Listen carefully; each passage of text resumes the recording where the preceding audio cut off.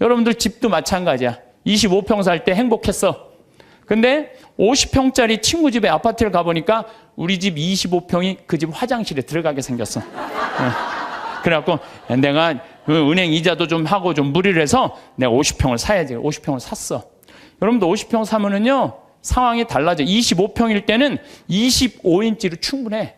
근데 50평짜리를 가지고 25인치 텔레비를 갖고 가면요, 요만해. 네. 그럼 어떻게 해야 돼? 50cm로 사야 돼.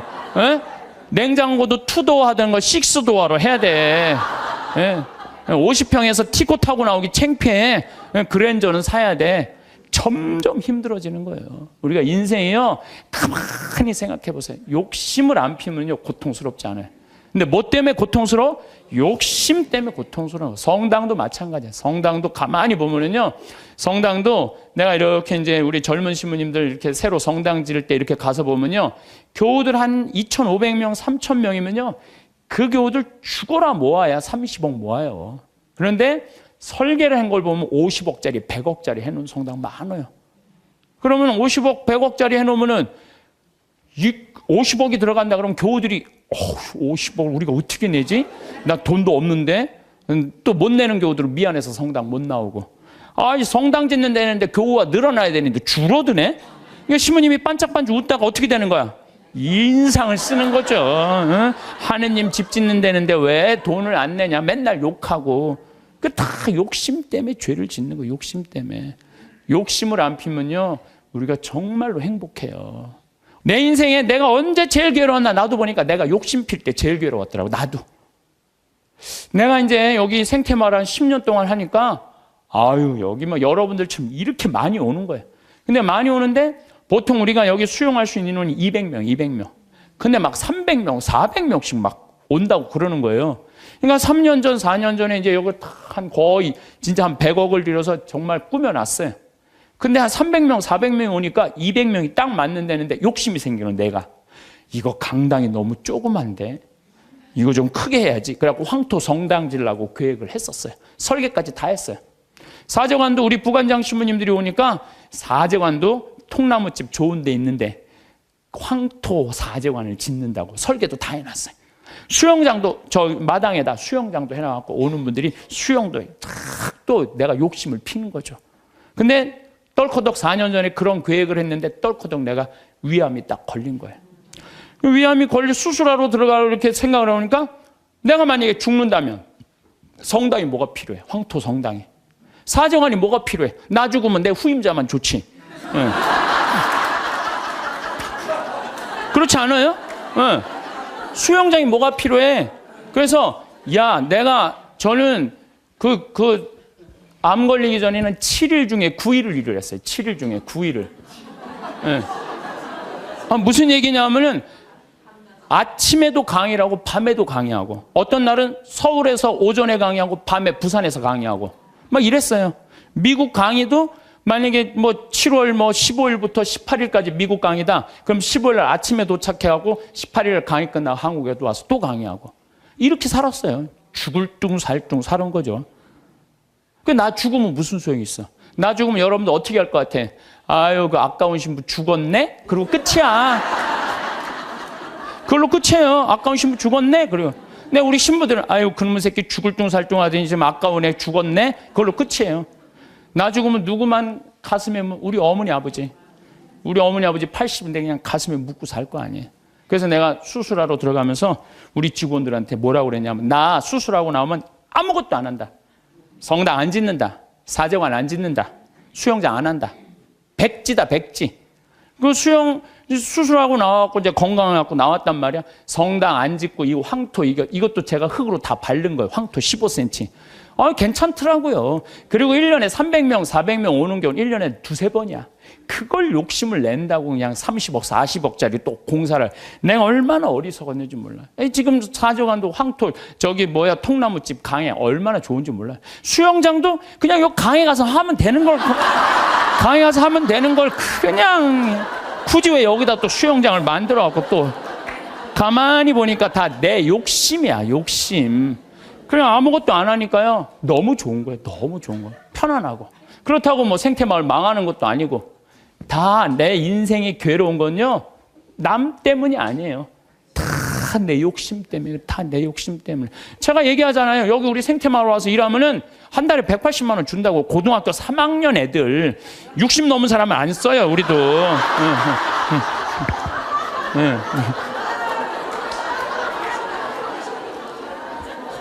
아니, 그랬더니 많은 분들, 신부님 노인들한테 강의하면서 살으라면서 왜 60? 우리는요, 우리 직원 23명이 다 60이 다 넘어서. 그래서 우리도 세대 교체가 필요해. 그래서 지금 최고 나이 많은 직원이 70에 70. 근데 우리는 안 내보내요. 74인가? 최고 나이 많은 우리는 안 내보내요. 일을 할 수 있을 때까지 우리는 안 내보내는 게 내 기본 목적이에요. 근데 젊은 애들 이제 들어와야 된다. 그래서 고등학교 3학년 애들 180만 원 준다니까, 3달.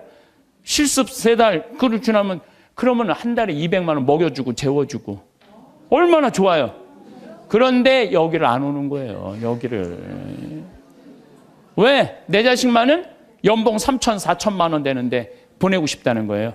여러분들, 미국 사람들이요, 얼마 버는 사람이 제일 행복한 줄 알아요? 4만 달러 버는 사람들이 제일 행복하대요. 연봉. 그래서 4만 달러면 얼마냐면 우리나라 4천만 원, 4천만 원. 4천만 원이면요, 우리나라에서 300만 원 정도 버는 사람이요, 미국에서 제일 행복하대요. 근데 우리나라 사람은 어떤 줄 알아요? 500만 원을 한 달에 벌어도 자기네들은 저소득자라고 생각을 하는 거예요. 500만 원을 벌어도. 대한민국 사람들이 지금 얼마나 욕심이 많은지 몰라요. 욕심. 진짜 욕심. 한 달에 300만 원만 벌으면 먹고 살만 해요. 막말로. 그렇지 않아요? 한 달에 300만 먹고 살만 하지 않아요? 뭐가 문제? 애 학원만 안 보내면은 충분하지. 근데 그냥 애 학원 보내야 되고 좋은 대학 보내야 되고 이렇게 무리를 하니까 힘든 거지, 그러지 않으면요 충분히 행복하다는 거예요. 그러니까 여기 계신 여러분들, 혹시 빚 있는 분들 걱정하지 말아라. 빚도 갚다 못 갚으면 죽으면 되지 뭐 걱정이야. 그걸 뭐 걱정하고 그래. 갚다 못 갚으면 죽으면 되지. 여러분들 지금 빚 걱정한다고 갚아져요? 갚아지는 게 아니잖아요. 근데 그냥 빚에 눌려서 사는 기쁨이 하나도 없어. 근데 미국 사람들은요, 30살에 은행에다 대출해갖고 집을 사요. 평생 갚아요. 평생. 그러니까 빚 갚는 건 갚는 거고 사는 건 사는 거야. 여러분들, 아파트를 샀어. 그러면은 10년 갚을 거 20년에 갚으면 되잖아. 나눠서 갚으면 되잖아. 그참 아무것도 안 쓰고 죽을 둥살둥 10년 갚았어. 그래갖고 이제 좀 숨통 좀 쉬려고 그러는데 30평짜리 아파트에서 이제 했는데 갑자기 50평짜리 아파트를 또 사고 싶은 거야. 그럼 또 대출 받아갖고 50평 죽을 평생 그냥 돈 한 푼도 못 쓰고 집만 늙히다가 죽는 사람들 많아요. 그런 사람들 많아요. 뭐하러 살아? 조금 빚을 천천히 갚고 때가 되면 갚아지는 거니까. 그 뭐 여행도 다니고 먹고 싶은 것도 먹고 그러고 살아야지 사는 게 즐거운 거 아니에요. 그러니까 너무 안달하면서 살지 말라는 거예요. 너무 욕심 피다가 한 푼도 못 쓰고 죽는 사람들 많아요. 여러분들, 요즘 동양증권 뭐 또 사고 났죠? 내가 부산저축은행 때도 강의 때 얘기했어요. 나라 경제가 3%면은 우리나라 경제 성장률이 3%예요. 그러면은 이자 3% 이상 주는 은행은 없어요. 나라 경제 성장률이 7%면은 이자 7% 줄 수 있어요. 근데 우리나라는 지금 10년 이상 지금 3%에서 왔다 갔다 해요. 그러면 어떤 은행에다가 넣어도 3% 이상 주는 은행은 없어요. 만약에 이 은행이 10% 준다? 그럼 이 은행은 문제가 있는 은행이에요. 근데 동양증권이 10% 준다고 그런 거예요. 10%. 그러니까 내가 평생 3억을 모아뒀어. 3억을 모아뒀는데 3% 주면은 얼마야? 한 달에 많이 받아 100만 원 받는 거예요. 근데 10%면은 3억이면 얼마냐면은 그래도 한 달에 거의 한 300만 원 받는 거야. 그러니까 이 100만 원하고 300만 원하고 어떨 것 같아요? 여러분들 어느 걸 선택할 것 같아요? 300만 원을 선택할 거 아니야. 그래서 동양증권에 맡기는, 그래 2조 원이 다 날아가는 거 아니에요. 2조 원이. 욕심 때문에 인생이 괴로운 거예요. 그럼 이분은 3억 모으느냐고 평생 먹고 싶은 거 쓰고 싶은 거 안 하고 3억을 60에 딱 모았어. 이번에 25%, 65세 이상 25%가 여기 동양증권에 돈 날린 분이 25%가 65세 이상이래요. 예. 그러니까 이분들 이제 3억을 모아갖고 어떻게 동양증권에 맡기면 한 달에 300만 원 나오니까 생활비 된다고 하고 맡긴 거야. 그러면 평생 한 푼도 못 쓰고 3억 날라가니까 남은 인생도 한 푼도 못 쓰고 죽는 거예요. 그러니까 하나도 못 쓰고 죽는 사람들이 많아요. 그래서 제가 항상 하는 얘기가 그래요. 내 신조는 뭐냐? 그 달에 번 건 그 달에 다 쓰자. 이게 내 신조. 그 달에 번 건 그 달에 다 쓰자. 이게 엉뚱하게 들릴지 모르지만요. 지난번 2008년 리먼 브라더스 미국 경제 위기 왔을 때요. 우리나라 이민자들은요. 돈 다 모아 집 사서 집값 다 반쪽 났어요. 근데 멕시코 애들은요. 주급을 받아요. 미국 애들은. 금요일 날 받으면 토요일 날, 일요일 날 다 모여서 먹고 쓰는 거야. 그리고 또 월요일부터 죽으라고 일하고 금요일 날 또 다 먹고. 그래갖고 그분 내가 그때 강의 갔을 때 그분들이 저 사람들이 인생 제대로 사는 거라고. 우린 평생 살면서 고생만 했지 마음 놓고 먹어본 적이 없는데 쟤네들은 토요일 날 일요일만 되면 모여갖고 먹고 그냥 쟤네들은 날아갈 것도 없으니까 얼마나 속 편이야 이거예요. 날아갈 것도 없으니까. 속쓰리는 그냥 한국 사람들만 그냥 집 다 사돈 한국 사람들은 속쓰리는 거예요. 그러니까 여러분들 써라. 쓰고 열심히 벌면 된다. 쓰고 물론 저축도 하긴 해야 되지만은 돈 아까워갖고 한 푼도 못 쓰는 사람들 이런 사람들 참 많아요. 그래서 우리가 좀 지혜로워야 돼. 욕심이 얼마 전에 무슨 여행사에서 200만 원을 주면 2억을 준다고 그랬는데 돈이 얼마나 많이 모이는지 모른다고 지금 경찰에서 지금 조사 들어갔잖아요. 여러분들 그게 지금 가능한 얘기예요? 200만 원을 줬는데 2억을 벌리게 해준다는 게 가능해요? 근데 그 수많은 사람들이 그 돈을 넣는 게 뭐야? 다 이놈의 욕심 때문에 죄를 짓는 거야. 욕심 때문에. 그러니까 여러분들은 누가 5% 줄 테니까 돈 맡겨. 믿지 마세요. 3%만 맡기세요. 3%만. 그래갖고 괜히 소중하게 모은 돈 하루아침에 날리지 마시고 차라리 그 날리는 대신 쓰는 게 더 나아. 먹고 돌아다니면 억울하지는 않잖아. 한 푼도 안 쓰고 그냥 그대로 날아가면요. 그때 땅을 치고 통곡하지 마시고 신부 말을 좀 들으세요.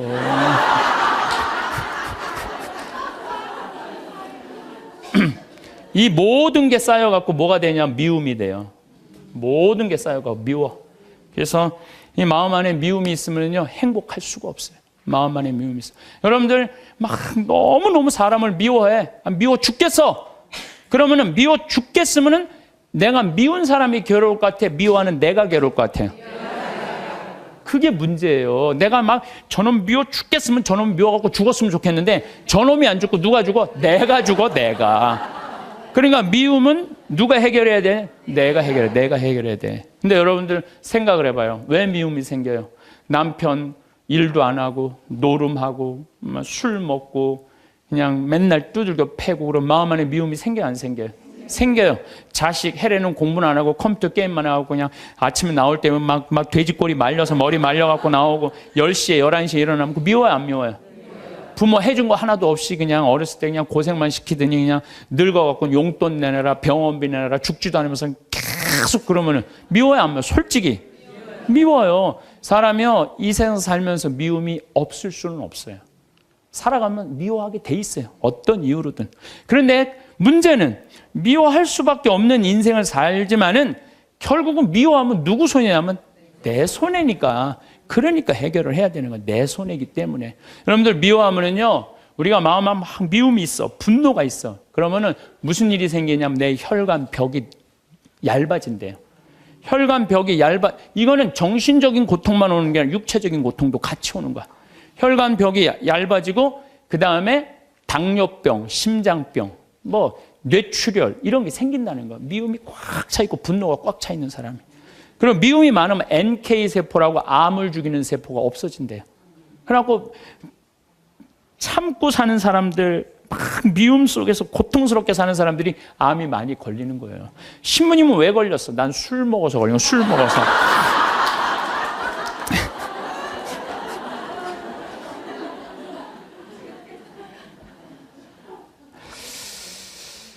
미운 사람이 막 신경이 쓰여. 그 사람 때문에 분노가 일어나. 미운 사람 때문에 분노가 일어나면 인생을 잘못 살 수가 있어요. 제가 얼마 전에 운전을 하는데 딱 차를 열었는데 모기가 한 마리 딱 들어왔어요. 차 안에서. 운전을 읍내를 운전하고 하는데 모기가 계속 날아다니는 거예요. 신경이 무지하게 쓰이더라고요. 근데 이놈이 싹 날아가더니 갑자기 바지 아래쪽으로 싹 들어가는 거예요. 다리 쪽으로 막 들어가는 거야. 그래서 싹 하더니 조용해졌어요. 이제 물기일보 직전인 거야. 아, 이걸 잡아야 되겠다. 그래갖고 이제 바로 보이니까 여기 어디 있나 이렇게 막 이렇게 찾는데 갑자기 앞에서 빵 소리가 나더라고요. 보니까 내가 그 모기 찾는다고 중앙선을 넘어서서 25톤 트럭한테 달려가고 있더라고요. 그냥 그 트럭이 꽝 한 거예요. 내가 정신 차리고 정말 심장이 쓰러요. 내가 모기 한 마리 잡으려다가 죽을 뻔했어요.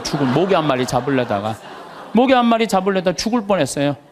여러분들 우리 인생 살면서 미운 사람 있어요. 신경에 거슬리는 사람 있어요. 근데 그 사람 잡으려고 그러다가 여러분 인생 망치는 경우가 있어요. 우리가 지금 뭐 하는 게 중요해? 내 인생 운전하는 게 중요해. 그러니까 그 사람들 굳이 신경 쓰지 않아도 된다는 거예요. 근데 우리는 다 해결하려고 그래. 그냥 전부 그냥 다 사랑하려고 그래. 다 내가 미운 사람이 있으면 예수님한테 미안해. 그렇죠? 내가 미워하는 사람이 있으면 예수님한테 미안하잖아요. 그래갖고 그냥 이 사람도 사랑하고 주 예수의 이름으로 이 사람도 사랑하고 저 사람도 사랑하고 주 예수의 이름으로. 근데 여러분들 그러지 마세요. 어떻게 다 사랑해요. 이 사람은요, 동그란 사람, 네모난 사람, 세모난 사람, 별난 사람 있어요. 근데 중간에 삐죽한 놈이 있어. 삐죽한 말 한마디 해도 상처 주는. 꼭 나한테 미움을 불러일으킨 사람이 있어요. 늘 하는 얘기지만 기분 좋게 파마를 했어. 근데 삐죽한 놈이 한마디에 파마를 왜 그렇게 해서 얼굴이 떡판 같잖아. 그냥 그 사람만 만나면 너무 미운 거야. 아, 내가 예수님 믿는 사람이 이렇게 미워하면 안 되지. 그래갖고 이 사람을 용서를 해요. 자기가 정말 힘들지만 정말로 주 예수의 이름으로 용서를 또 해줘요. 해주는데 또 겨울에 또 한다는 소리가 저기 뭐야, 남편이 돈 못 벌어 옷을 이렇게 후줄구리하게 입고 다녀. 또 착한 사람들이 이게 문제예요. 그러니까 파마를 왜 그렇게 했어? 얼굴이 떡판 같잖아. 그러면은 이런 사람은 누굴 소개시키자면 별난 놈을 소개시켜. 별난 놈. 찔러도 안 들어가는 놈.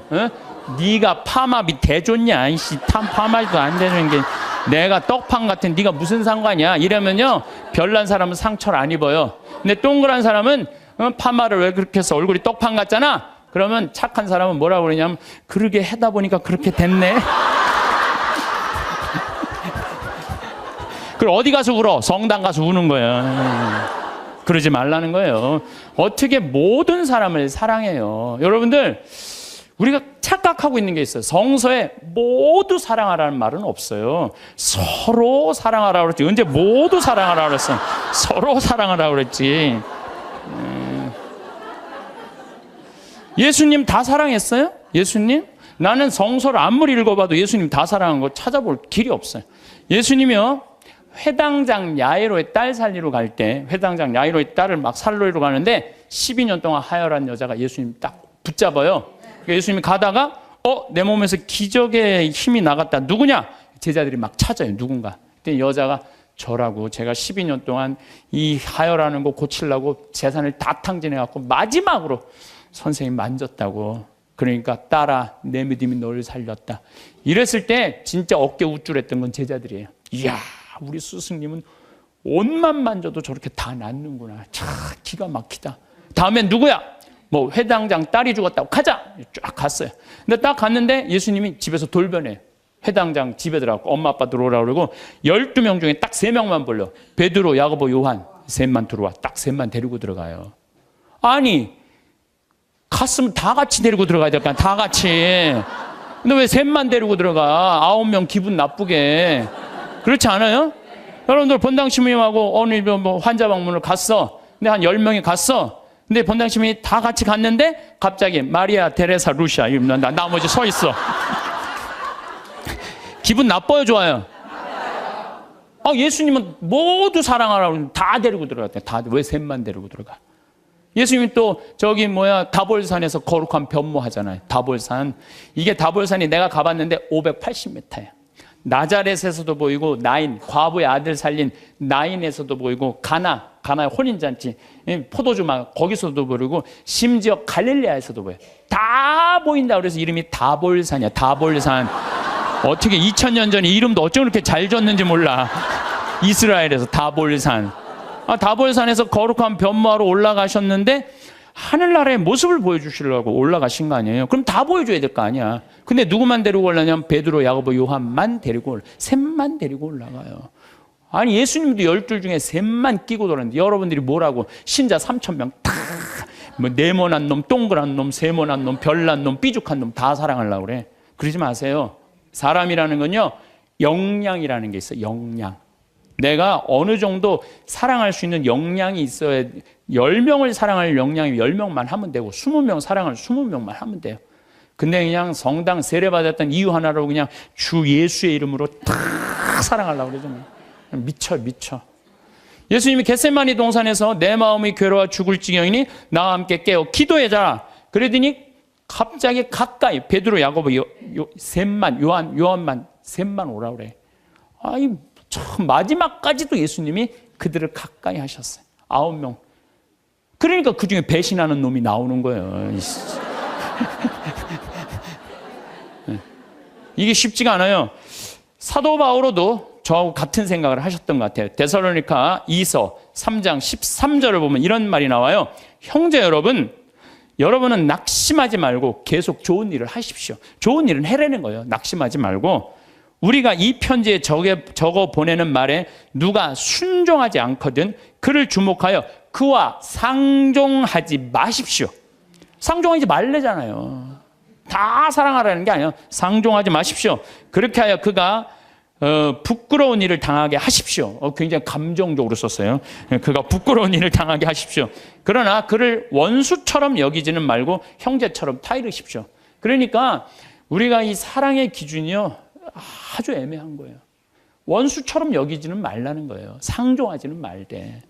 그러니까 내가 마음에 드는 사람만 사랑하는 거는 좀 나같이 단계가 영적인 단계가 낮은 사람이 하는 거고, 조금 더 높은 단계는 인간은 나약한 존재라는 걸 인정하는 거예요. 인간 사실 나약한 존재예요. 저나 여러분이나 다 나약해요. 여기 우리 이제 4월달, 5월달 이제 상추 막 이제 쑥간 뭐 이런 거 막 나잖아요. 그럼 우리가 얘기해요. 제발 따지 말라고. 또 상추를 따도 이게 잘 이렇게 솎아내면 되는데 깔린다고 그러잖아요. 잘 깔리면 되는데 서울 분들은 뽑아. 그럼 여러분들 상추가요. 자라면 1m까지 자라요. 1m까지 계속 먹을 수 있는 거예요. 상추는. 근데 그걸 뽑아버리면은 우리가 그 씨 내고 이게 얼마나 우리가 소중한데. 그 뽑아갖고 또 내 몰래 또 막 봉투 얼마나 아예 올 때부터 봉투를 갖고 오나 봐. 생태마을 가면은 우리가 뜯어갈 수 있다.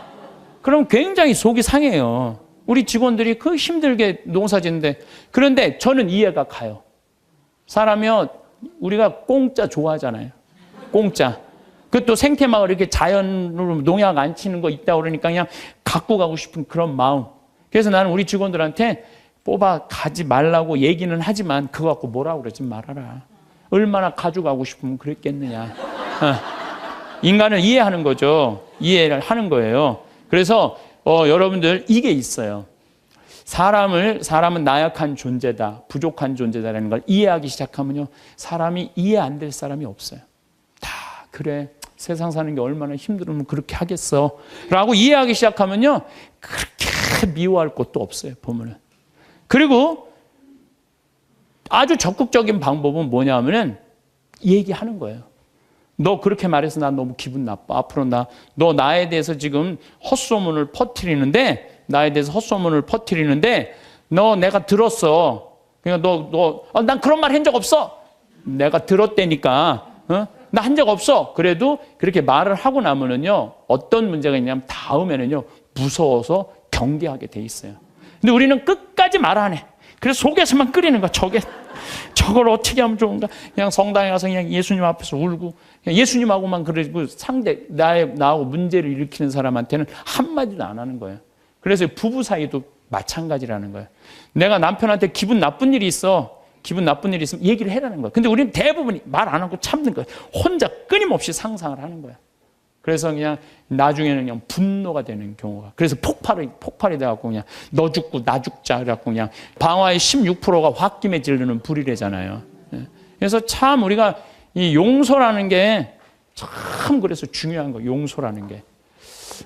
여러분들 파바로티하고 루치아노 파바로티, 호세 카레라스, 그 다음에 플라치도 도밍고, 이 세 사람이 세계 3대 테너라고 그러잖아요.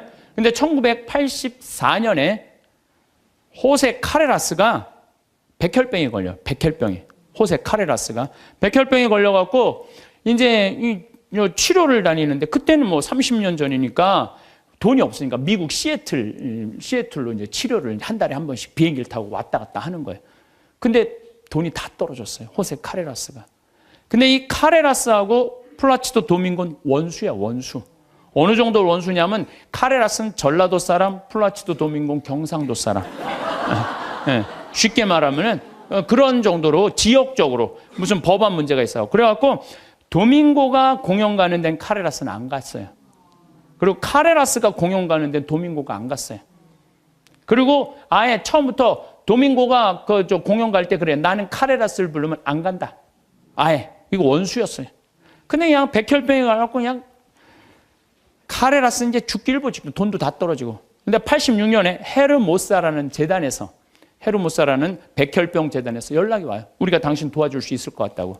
그러니까 호세 카레라스는 너무 신나는 거죠. 이제 내가 유명하니까 이런 데서 날 다 도와주는구나. 그래서 그 헤르모사라는 재단의 도움을 받아갖고 병이 다 나요. 병이 다 나갖고 이제 카레라스가 너무 또 유명해진 거예요. 나도 이제 87년에 카레라스가 백혈병을 극복하고 이 훌륭한 성악가다. 그래서 그전에는 카레라스를 몰랐는데, 뭐 CD를 사서 들어보니까 목소리 너무너무 곱더라고. 아, 이 사람이 10%의 생존율밖에 안 되는데 이걸 극복하고 이 아름다운 노래를. 나한테 CD를 많이 샀죠. 그래갖고 아마 그때 엄청나게 돈을 벌었나 봐요, 카레라스가. 돈을 많이 벌으니까 이제 헤르모사라는 재단한테 내가 이제 당신들을 도와줄 수 있을 것 같다. 그래갖고 연락을 해갖고 정관을 보내달라고 그랬더니 정관에 딱 창립자가 누구냐면 플라치도 도밍고야. 원수 돈을 받아갖고 자기가 그렇게 한 거예요. 그러니까 막 길길이 뛴 거죠. 내가 이 원수 돈을 받아갖고 내가 이렇게 병을 내가 이거 치유하려다 왜 나한테 얘기를 안 했느냐? 그랬더니 그 재단에서 무슨 소리냐. 원래 이런 재단은 없었다. 근데 당신이 병이 들었을 때 플라치도 도밍고 씨가 도와주고 싶은데 직접 도와준다면 자존심 상해서 안 받을 거 아니냐. 그러니까 무기명으로 이 재단을 당신을 위해서 설립한 거다. 당신을 위해서. 그래갖고 도와준 거야. 이 카레라스가 이 얘기를 듣고요. 너무 창피했던 거죠. 그래갖고 자기가 그 미워했던 플라치도 도밍고한테 마드리드에서 도밍고가 공연할 때 올라가요. 올라가고 노래 중간에 거기서 무릎을 꿇어요. 무릎을 꿇고 날 용서해달라고. 내가 당신 때문에 살았는데 당신을 그렇게 미워한 나를. 도밍고가 딱 일으켜서 아니라고. 당신 목소리가 너무 아까워서 내가 정말 도와주고 싶어서 도와줬다. 그리고 이제 그때부터 이제 세계 3대 테너, 플라치도 도밍고, 호세 카레라스, 파바로티 이제 세상 떠났지만 그 노래를. 나도 그 잠실 체육관에 그 세 분이 왔을 때 노래했는데 둘이 이렇게 바라보고 노래를 하는데 얼마나 다정하게. 그래서 여러분들 우리가 그 아는 노래 중에 파니스 안젤리쿠스, 그래서 아름다운 거예요. 카레라스하고 도밍고가 같이 노래를 둘이 부르는 거예요. 이게 둘이 부르면 멋있거든요. 파니스 안젤리쿠스. 그럼 카레라스가 파니스 미눔. 그러면서 이 온 세상 사람들한테 그냥 감동을.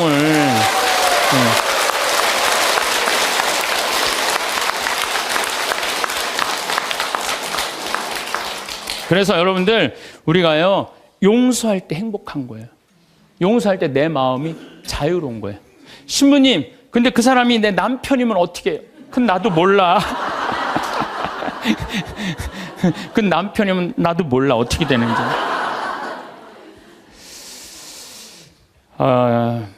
우리가 죄에 이르는 길은 뭐냐면 게을를 때 죄를 많이 져요. 일이 없는 사람이 꼭 남 탓하고 핑계대고 그리고 아무 일도 안 하면요 생각이요 멍청해지고 생각이 이상한 쪽으로 많이 흐르는 경우가 참 많아요. 그래서 우리 생태마을 직원들은 일이 너무 많아요. 1년 내내 너무 바빠요. 사실 우리 생태마을 이렇게 보면은 1월달, 2월달은 콩을 600가마를 삶아요. 1월달, 2월달 콩을 600가마. 그러니까 그냥 솥 큰 거 10개를 가지고 하루에 4가마 삶기가 바빠요. 왜냐하면 콩은 한 6배 정도 불어나거든요. 그러니까 그냥 요즘 우리 생태마을 직원들이 신부님 청국장 좀 그만 팔라고 힘들어 죽겠다고.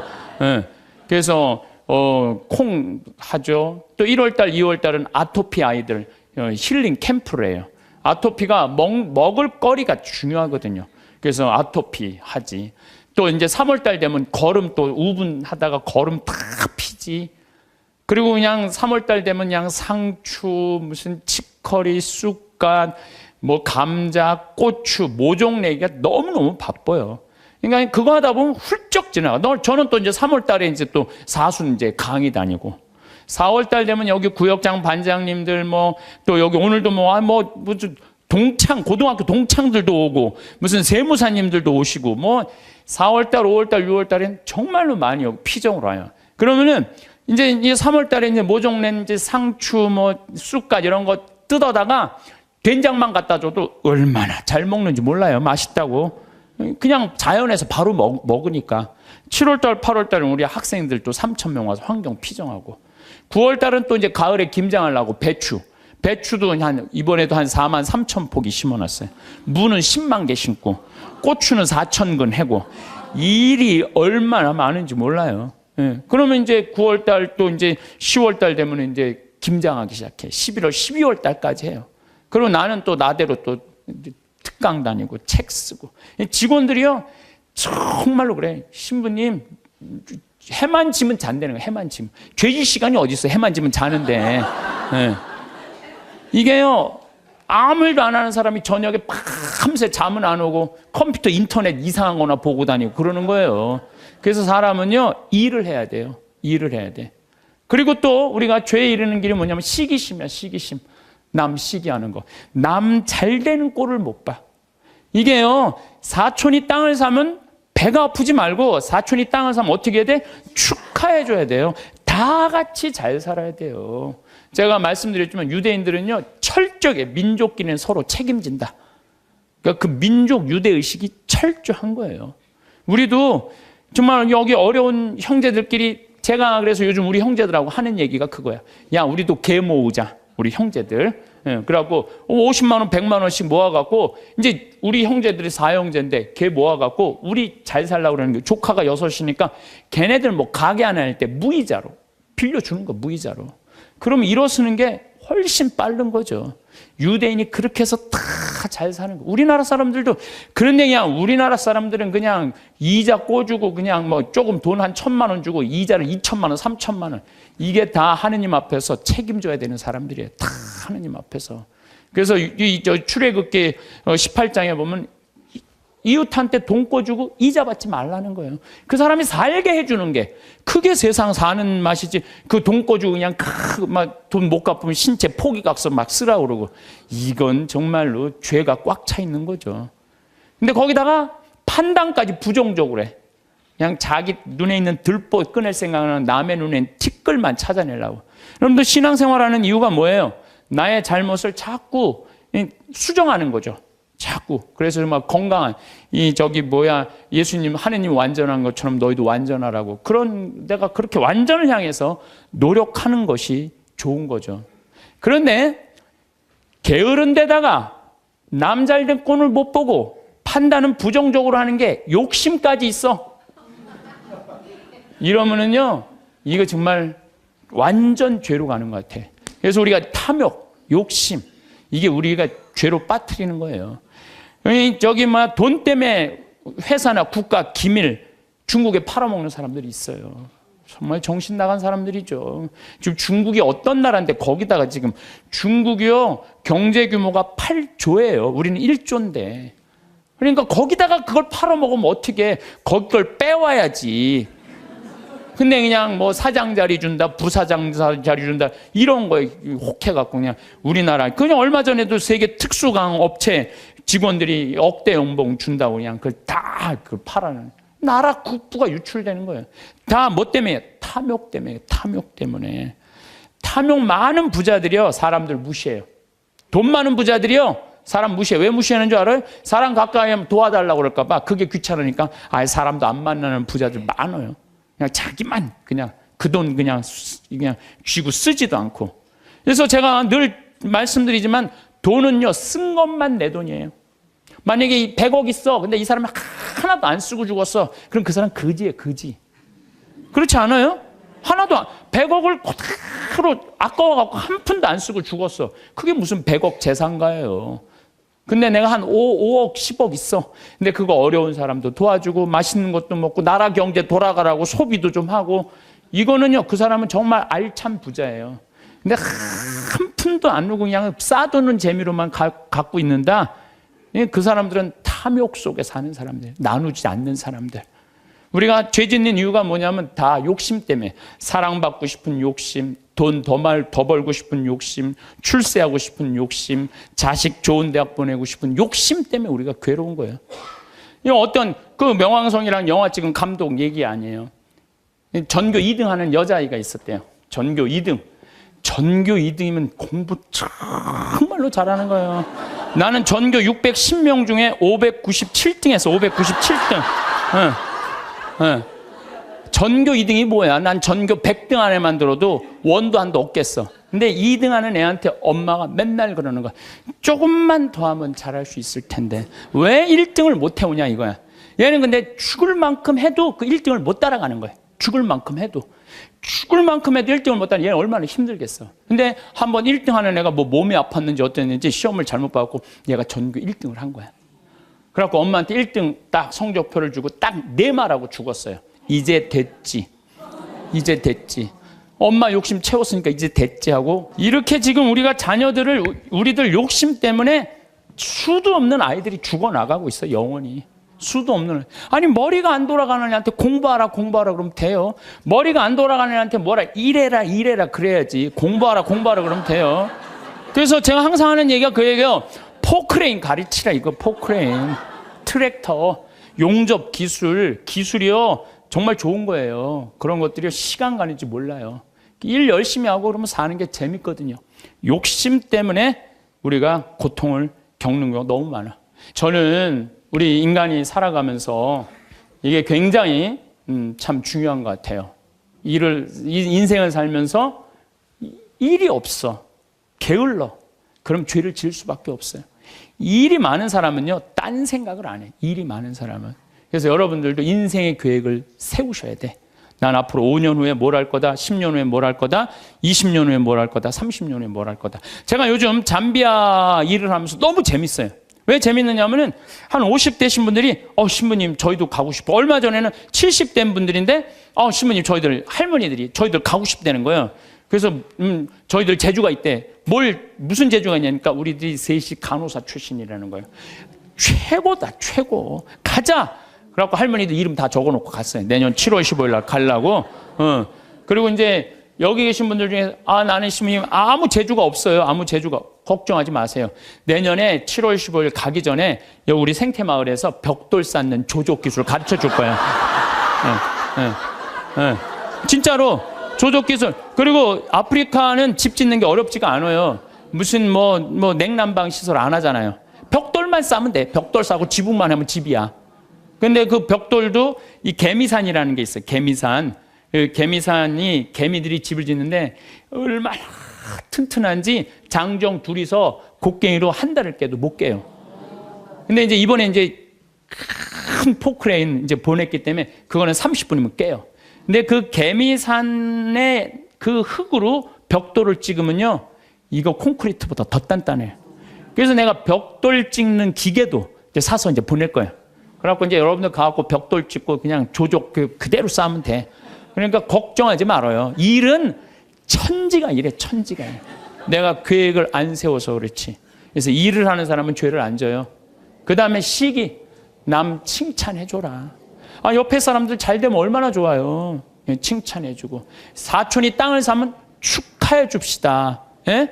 우리 다 같이 잘 살아야지. 다 같이. 예. 그러고 난 다음에 판단을 해도 부정적인 판단을 해야 돼? 긍정적인 판단을 해야 돼? 항상 좋은 쪽으로 생각을 하세요. 예수님이 그러잖아요. 심판하지 말아라. 심판은 오로지 한 분만이 할 수 있다. 하느님만이 할 수 있다. 저는 사실은 요즘 전 개인적으로 이런 생각이 많이 들어요. 막 우리 교회에 안 나오면은 구원받을 수 없다 이러잖아요. 구원은 누구한테 유보된 거예요? 하느님한테 유보된 거예요. 구원은 누구만 결정할 수 있는 거예요? 하느님만이. 근데 우리가 저 사람 구원받는다, 이 사람 구원 못 받는다, 이거는요 인간이요 도를 넘어서는 거예요. 오로지 심판하실 수 있는 분은 누구 한 분이다? 하느님 한 분밖에 없다. 그러니까 우리는 예할 건 예하고 아니오할 건 아니오만 해야지, 쟤는 저 지옥 갈 거야, 쟤는 연옥 갈 거야, 저 사람은 천당 갈 거야, 그건 아무도 몰라요. 아무도 몰라요. 그래서 가끔 우리 천주교는 요즘 제가 어떤 생각이 드느냐면, 우리 천주교는 굉장히 요즘 넓어요. 그래서 교회 밖에도 구원이 있다고 그래요. 근데 난 전적으로 동의해요. 교회 밖에도 구원이 있어요. 여러분들, 우리 조상님들은 세례 받았어요, 안 받았어요? 500년 전, 1000년 전 조상님들은 세례 못 받았잖아요. 그럼 다 지옥 가 있어요? 아니죠. 그럼 천당 가 있어요? 모르죠. 모르잖아요.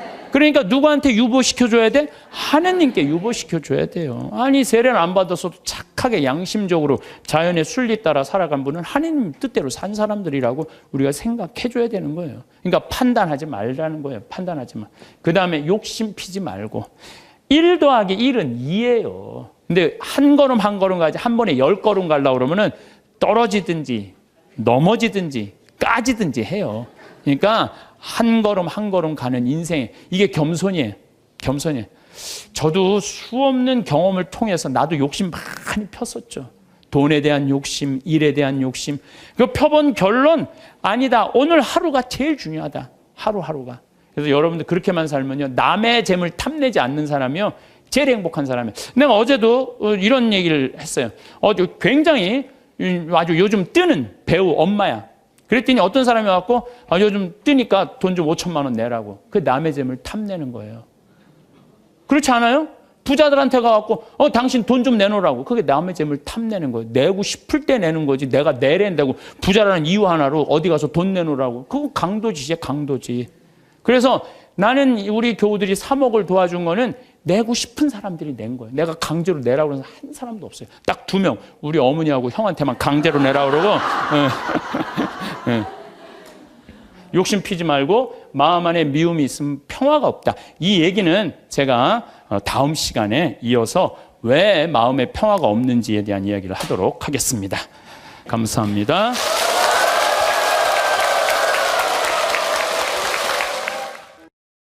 우리는 살아가면서 때때로 마음이 무겁고 버거울 때가 있습니다. 무언가 이루어야 할 것들이 많을 때 숨이 막히는 듯한 느낌을 받곤 합니다. 하지만 진정으로 평온한 삶이란 거창한 성취나 남들의 인정에서 오는 것이 아닙니다.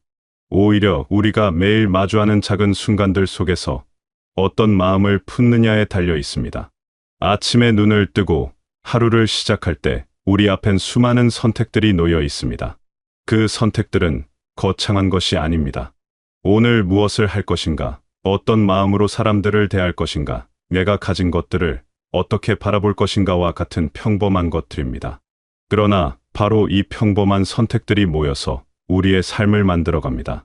행복이란 멀리 있는 무언가가 아니라 지금 이 순간 우리가 어떤 방향으로 마음을 향하게 하느냐에 달려 있습니다. 하루를 살아가면서 무언가에 온전히 집중할 때가 있습니다.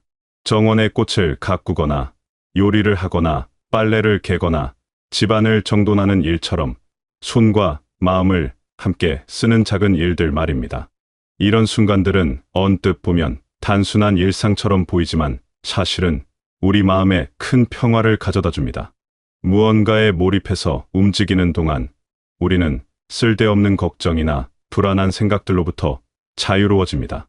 바쁘게 움직이는 것과 의미 있게 움직이는 것은 다릅니다.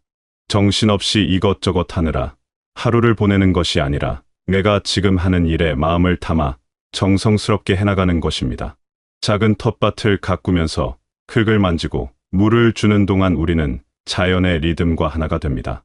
창문을 닦으면서 햇살이 들어오는 집안을 보면 마음까지 환해집니다.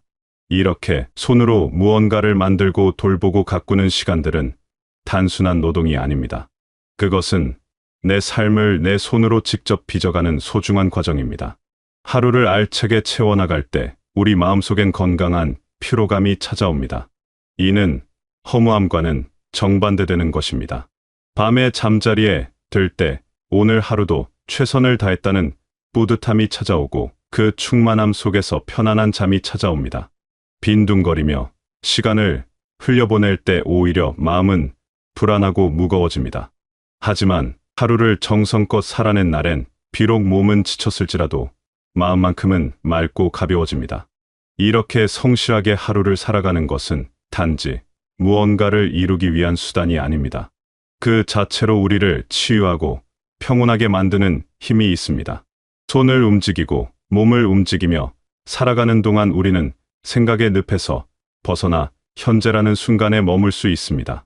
그리고 바로 그 현재 속에 진정한 평화가 있습니다. 살다 보면 주변 사람들의 좋은 소식을 듣게 될 때가 있습니다. 이웃이 뜻하지 않은 기쁜 일을 겪었다거나 아는 사람이 좋은 결실을 맺었다는 이야기를 들을 때 우리 마음속엔 여러 감정이 일어납니다. 이때 우리가 어떤 마음을 선택하느냐가 중요합니다. 남의 행복을 나의 부족함과 비교하며 마음 한구석이 씁쓸해질 수도 있고 진심으로 기뻐하며 함께 웃을 수도 있습니다. 타인의 좋은 일을 진심으로 축하해 줄 수 있는 마음은 놀라운 힘을 가지고 있습니다. 남의 기쁨을 함께 나눌 때 세상의 행복은 줄어들지 않고 오히려 늘어납니다. 한 사람의 웃음이 다른 사람에게도 전해지면서 행복은 배가 됩니다. 반대로 남의 성공을 부러워하며 나를 초라하게 느낄 때 우리는 스스로를 고통 속에 가둡니다. 실제로는 내 삶에 아무런 변화가 없었는데도 마음만 무거워지는 것입니다. 이웃의 기쁨을 함께 기뻐하는 마음을 가질 때 우리는 더 넓은 세상과 연결됩니다. 내 것과 남의 것을 나누는 경계가 흐려지고 모든 좋은 일들이 우리 모두의 축복이 됩니다. 누군가 건강을 되찾았다는 소식에 함께 기뻐하고 이웃집에 경사가 났다는 이야기의 마음으로 축하하며 좋은 일이 생긴 사람을 만나면 환하게 웃어주는 것. 이런 작은 마음들이 모여서 따뜻한 공동체를 만듭니다. 또한 이런 마음은 우리 자신에게도 큰 선물이 됩니다. 타인의 빛을 인정하고 축하해 줄 수 있는 사람은 자기 자신의 가치도 잘 알고 있는 사람입니다. 남과 비교하지 않아도 내 삶이 충분히 소중하다는 것을 아는 사람만이 남의 행복을 진심으로 기뻐할 수 있습니다. 그리고 그렇게 넉넉한 마음을 가질 때 우리 자신도 더 큰 행복을 느낄 수 있습니다. 함께 기뻐하는 순간마다 우리 마음은 더 밝아지고 풍성해집니다. 우리는 끊임없이 무언가를 더 갖고 싶어 합니다. 더 좋은 집, 더 편한 생활, 더 많은 여유. 이런 바람들이 나쁜 것은 아닙니다. 하지만 이것만을 추구하다 보면 우리는 결코 만족할 수 없게 됩니다. 하나를 얻으면 또 다른 것이 눈에 들어오고 그것을 얻으면 또 다른 것이 필요해집니다. 이런 갈증은 끝이 없고 그 속에서 우리는 지쳐갑니다. 진정한 평화는 더 많이 가지는 것이 아니라 지금 가진 것의 가치를 발견하는 데서 옵니다. 아침에 창문을 열면 들어오는 신선한 공기, 따뜻한 밥 한 끼, 건강하게 움직이는 몸, 편히 쉴 수 있는 공간. 이런 것들이 얼마나 큰 축복인지 우리는 자주 잊고 살아갑니다. 당연하다고 생각했던 것들이 사실은 얼마나 귀한 것인지 깨닫는 순간 우리 마음은 감사함으로 가득 차게 됩니다. 감사하는 마음을 가지면 세상이 달라 보입니다. 같은 하루를 살아도 불평하며 사는 사람과 감사하며 사는 사람의 삶은 완전히 다릅니다. 없는 것을 세며 아쉬워하는 대신 있는 것을 세며 고마워할 때 우리 마음엔 만족이 찾아옵니다. 그리고 이 만족이야말로 진정한 자유입니다. 더 이상 남과 비교하지 않아도 되고 끊임없이 무언가를 추구하지 않아도 되는 자유 말입니다. 이것이 욕심을 버리라는 말은 아닙니다. 더 나은 삶을 원하고 꿈을 꾸는 것은 자연스러운 일입니다. 다만 그 과정에서 지금 내가 가진 것들을 소홀히 여기지 말아야 합니다. 앞만 보고 달려가다가 현재를 놓치는 것만큼 안타까운 일도 없습니다. 오늘 내가 가진 것에 감사하면서도 내일의 희망을 품을 수 있습니다. 이 두 가지는 서로 반대되는 것이 아니라 함께 갈 수 있는 것입니다. 손에 쥔 것을 소중히 여기는 마음은 우리를 끝없는 갈망에서 해방시킵니다. 항상 부족함을 느끼며 사는 대신 충분함을 느끼며 살 수 있게 됩니다. 그리고 그렇게 마음이 채워질 때 비로소 우리는 다른 사람들과도 기꺼이 나눌 수 있게 됩니다. 내가 풍족함을 느낄 때 남에게도 너그러워질 수 있습니다. 살아가다 보면 마음속에 풀리지 않는 응어리들이 생기기도 합니다. 누군가에게 받은 상처, 억울했던 일, 배신당했다고 느꼈던 순간들. 이런 기억들은 우리 마음 한구석에 자리 잡고 때때로 우리를 아프게 합니다. 그 감정들을 안고 살아가는 것은 마치 무거운 짐을 계속 지고 다니는 것과 같습니다. 몸도 마음도 지치게 됩니다. 이런 감정들을 품고 사는 것이 사실은 누구에게 가장 해로운지 생각해 볼 필요가 있습니다. 나를 아프게 했던 사람은 이미 그 일을 잊고 살아가고 있을지도 모릅니다. 하지만 그 상처를 붙들고 있는 사람은 계속해서 고통을 겪습니다. 결국 풀리지 않은 감정은 타인보다 나 자신을 더 많이 괴롭힙니다. 그렇다면 어떻게 해야 할까요? 상대방을 이해하려고 노력하는 것이 첫 번째입니다. 사람들은 각자의 사정과 한계 속에서 살아갑니다. 누군가 나를 아프게 했다면 그 사람도 아마 자신의 어려움 속에서 최선을 다하지 못했을 수 있습니다. 완벽한 사람은 없고 누구나 실수하고 때로는 남에게 상처를 주기도 합니다. 이것을 이해한다고 해서 잘못이 정당화되는 것은 아닙니다. 다만 그 사람도 나처럼 불완전한 인간이라는 것을 받아들이는 것입니다. 두 번째는 그 감정을 내려놓는 연습을 하는 것입니다. 쉬운 일은 아닙니다. 오랫동안 품 감정을 놓아준다는 것은 때로 자신의 일부를 내려놓는 것처럼 느껴지기도 합니다. 하지만 그 감정이 나를 얼마나 무겁게 하고 있는지 깨달을 때 우리는 놓아줄 수 있는 용기를 얻습니다. 그것은 상대방을 위한 것이 아닙니다. 오롯이 나 자신의 평화를 위한 선택입니다. 용서란 거창한 것이 아닙니다. 상대방에게 가서 화해하자고 말하거나 다시 관계를 회복해야 하는 것도 아닙니다. 때로는 거리를 두면서도 마음속의 미움을 놓아주는 것이 진정한 용서입니다. 더 이상 그 일로 나 자신을 괴롭히지 않기로 결심하는 것. 그 사람을 생각할 때마다 가슴이 답답해지는 대신 평온함을 유지하는 것. 이것이 바로 나를 위한 용서입니다. 순천의 할아버지도 나한테 전화를 기분이 너무너무 좋더라고요. 근데 하느님은 참 짓궂게도 그저나 끊자마자 이번에는 저 부산에서 전화가 왔어요. 황창현 신부를 바꾸라고. 전화를 딱 받았더니 당신이 황창현 신부냐고. 내가 황창현 신부라. 당신 요즘 왜 그런 강의를 방송에서 나와서 해서 집안을 평지 풍파를 일으키느냐 거야. 그러니까 내 강의를 듣고 시어머니일 거예요. 시어머니가 내 강의를 듣고 며느리를 불러서 한 소리 한 거지. 나 안 죽는데더라. 너 나 다 나위에서 쓰다가 나 통장에 500만 원만 남길 테니까 나한테 유산 받을 생각 꿈도 꾸지 말아라. 그렇게 이제 얘기를 한 거야. 그러니까 그냥 열받으니까 나한테 전화를 한 거죠. 그런 강의 하지 말라고. 그리고 그 자매는 한마디 더 하더라고요. 당신 강의하는 거 재수 없다고 그랬죠.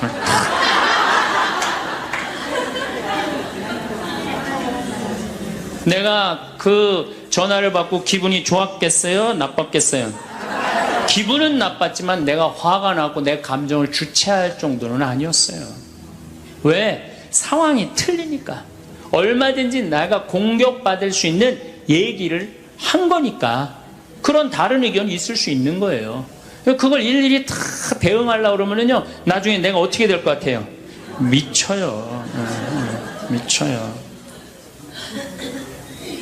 여러분들 요즘 나는 가끔 텔레비전 보면서 총리들도 대통령도 막 신발 막 던지고 막 결함 막 던지고 그러잖아요. 대통령한테도. 우리가 남이 나한테 평가하는 게 전부는 아닙니다. 자기 소신, 자기 확신, 자기 멋이 있으면은요 누가 뭐라 그래도 별로 거기에 흔들리지 않아요. 근데 그냥 남들 말에 막 귀 기울이고 그냥 거기에 신경 쓰는 사람은 조금만 뭐가 있어도 화를 내고 자기를 주체하지 못하는 거예요. 루카복음 9장 51절을 보면 예수님이 사마리아를 통해 예루살렘으로 올라가려고 할 때 사마리아 사람들이 예루살렘에 간다는 이유로 예수님을 거부해요. 들어가지 못하게 동네를. 그 동네로 지나가면 지름길로 갈 수 있는데 그러니까 야고보하고 요한이 열받아갖고 뭐라 그러냐면 하늘에서 불을 내려다가 살러버릴까요? 얼마나 열받았으면은 하늘에서 불을 내려다가 살러버릴까요? 그래요. 근데 예수님은 이 둘을 꾸짖고 돌아가세요. 아, 예수님도 돌아가는데 우리가 화가 난다고 그냥 열 지르는 사람마다 전부 다 정면 돌파할 필요는 뭐가 있어요? 그렇지 않겠어요? 네. 우리도 예수님처럼 돌아갈 상황이 되면 돌아갈 줄 알아야 됩니다. 세상 사람들이 다 나를 몰라준다 해도 화낼 일도 아니에요. 공자님은 뭐라고 그러셨느냐? 진정한 성인은 자기를 몰라줘도 분노하지 않고 유유자적할 줄 아는 사람이 진정한 성인이라고 그랬어요. 내가 누군데 나를 몰라봐. 왕년에 내가 이 거리를 주름 잡던 사람인데 이 성당 지을 때 내가 어떻게 했는데 나에게 이럴 수가 있어. 내가 시집와서 똥구녕이 찢어지게 가난한 이 집 이렇게 일으켜놨는데 나를 무시할 수 있어? 이렇게 자꾸 자기 도치에 사로잡히면은요 나중에 다른 사람하고 부닥치게 되고 잘난 척하게 되는 그런 꼴이 된다. 그런 꼴이에요. 여러분들 반대로 모두를 사랑할 수 있어요? 내가 모든 사람들한테 사랑받을 수도 없지만은 반대로 사랑할 수 있느냐? 다 사랑할 수 있어요? 쉽지 않죠?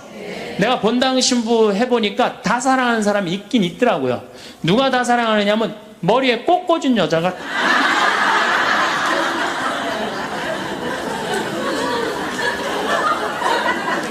이게 모두를 사랑한다는 게 쉬운 게 아니에요. 근데 우리는 뭐에 지금 세뇌가 되어 있느냐면 성당에 나오면 어떻게 해야 된다고 생각해요? 모두를 사랑해야 된다고 생각하지 않아요? 나를 괴롭히는 사람, 나를 미워하는 사람, 나한테 힘들게 하는 사람 다 사랑해야 된다고 생각해요?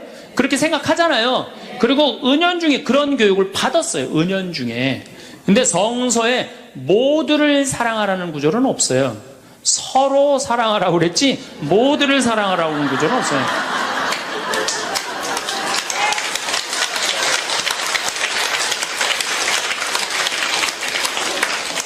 그러면은 이 모두를 이 사랑하는 게 얼마나 어려우느냐 요 얘기만 하고 다음 시간에 얘기하도록 하겠습니다. 사람은요 동그란 사람이 있고 네모난 사람이 있고 세모난 사람이 있고 별난 사람이 있어요. 그렇죠? 근데 꼭 사람 중에 삐죽한 사람이 있어요. 삐죽한 사람. 말 한마디라도 꼭 아프게 하는 사람이 있어요. 그래갖고 내가 그냥 마음 먹고 파마를 싹 했단 말이야. 마음 먹고 그래갖고 이 동그란 사람이 파마를 딱 했는데 삐죽한 놈이 딱 와서 한마디 합니다. 파마를 왜 그렇게 했어? 얼굴이 떡판 같아 보이잖아. 그럼 이 동그란 사람 피가 뚝뚝 떨어져요? 안 떨어져요? 뚝뚝 떨어지는데 동그란 사람 특징은 뭐냐? 남한테 싫은 소리 하면 안 되는 줄 알고 있는 거예요. 그러니까 동그란 사람이 그렇게 내 가슴에 피가 떨어지면 한마디 해줘야 될 거 아니에요. 내가 떡판이든 뭐든 네가 무슨 상관이냐 이렇게 얘기를 해야 되는데 동그란 사람은 파마를 왜 그렇게 해서 얼굴이 떡판 같잖아. 그러면 동그란 사람이 뭐라고 그러냐면 그러게 해다 보니 그렇게 됐네. 그리고 어디 가서 울기 시작하냐면 성당에 가서 울기 시작하는 거예요. 예수님 저 삐죽한 여자가 나보러 떡판이래요. 근데 예수님 당신이 정말로 십자가에서 참고 인내하고 용서하고 사랑했으니까 나도 참고 용서하고 인내하고 사랑할게요. 그래갖고 그냥 겨우 어떻게 주체할 수 없는 걸 다스려갖고 고해성사를 봤어. 고해성사를 봐갖고 용서를 했어. 자기하고 예수님하고 신부님하고는 화해를 했는데 그 삐죽한 사람하고는 화해했어 안 했어요? 삐죽한 사람은 찔렀는지도 모르고 몰라요. 그 사람 피가 흐르는지도 몰라요. 그런데 더 동그란 사람 미치는 건 뭐냐면 그렇게 찔러놓고 딴 데 가고 막 헤헤거리고 또 수다 떨면은 동그란 사람이 속으로 무슨 생각이 들어요? 넌 웃음이 나오니? 난 지금 피가 뚝뚝 흐르는데. 가을이 돼갖고 그냥 또 그냥 마음 먹고 성당을 나왔는데 삐죽한 놈이 동그란 사람한테 한마디 또 합니다. 아니 요즘 남편이 돈 못 벌어? 옷을 왜 이렇게 후줄그리하게 입고 다녀? 그러면 또 피가 뚝뚝 떨어지는 거야. 이 동그란 사람, 여러분들 삐죽한 사람 만나야 돼, 만나지 말아야 돼? 만나면 안 돼요. 이 삐죽한 놈 누구 소개시켜줘야 되냐면 별난 놈 소개시켜줘. 별난 놈. 찔러도 안 나오는 별난 놈. 예? 이런 놈 소개시켜줘야지 어떻게 모두를 사랑할 수 있어요. 그거는 불가능한 얘기예요. 모두를 사랑한다는 거. 그러니까 여러분들 오늘 이후로 나는 모든 사람을 사랑할 것이다. 그러면 나중에 누가 망가지냐면 내가 망가져요. 예, 모두를 사랑하면서 자기가 완전히 망가지는 거예요.